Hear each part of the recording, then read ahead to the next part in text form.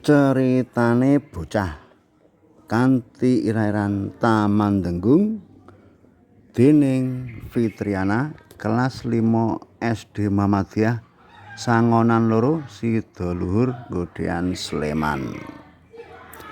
Taman Denggung dina Selasa sore tanggal 31 Desember 2024 kepungkur watara jam 3:30 aku lan ibuku menyang Taman Denggung Sleman. Anggone mangkat kanthi numpak sepeda motor Honda Beat saka ngomah tekan papan sing dituju suwene watara 30 menit. Sasuwene bonceng sepeda motor aku wis mbayangake ing Taman Denggung mesti mengko rame banget sebab ing kono ana pasar malam lan pameran maneka warna jenis asile produksi saka masyarakat ing tlatah Sleman lan kiwa tengene. Tekan papan sing dituju sepeda motor wis diparkir ing papan kang wis disediani dening panitia. Rampung tuku tiket terus mlebu ing papan pameran. Kanyata bener ing papan kono wis kebak wong lan bocah-bocah sing padha mrono. Kabeh padha mlaku mrono mrene saperlu nonton maneka asile produksi. Ing antarane maneka warna jenis kelambi, maneka warna jenis kerajinan, minuman, mainan anak-anak lan liya-liyane. Aku karo ibuku terus mubeng-mubeng nonton kerajinan lan mainan. Ing kono uga akeh bocah-bocah sapantaranku kang wis padha nonton maneka warna dolanan bocah-bocah. Ana prau-praunan, layangan, alat kanggo gambar lan liya-liyane. Rampung saka papan kono aku terus mubeng-mubeng.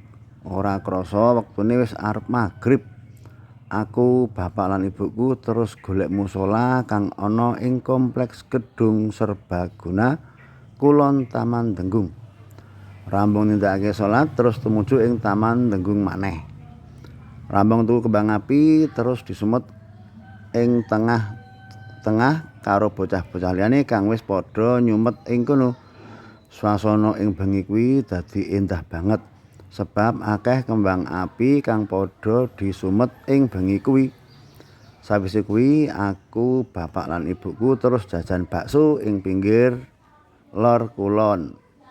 Rampung saka jajan watara jam 8:30 terus bali.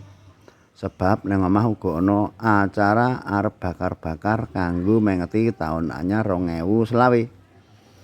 Rampung salat Isya, aku lan kanca-kanca terus padha nyiapake ubo rampe sing arep dienggo bebakaran. Anggone bebakaran kuwi ana ing pelataran ngomahku.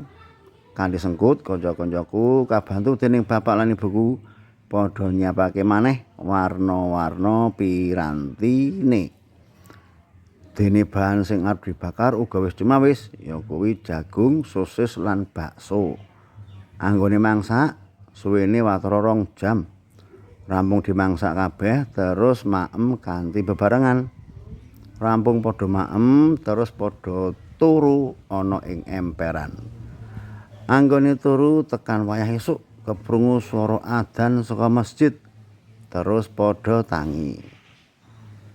Cundel matur nuwun.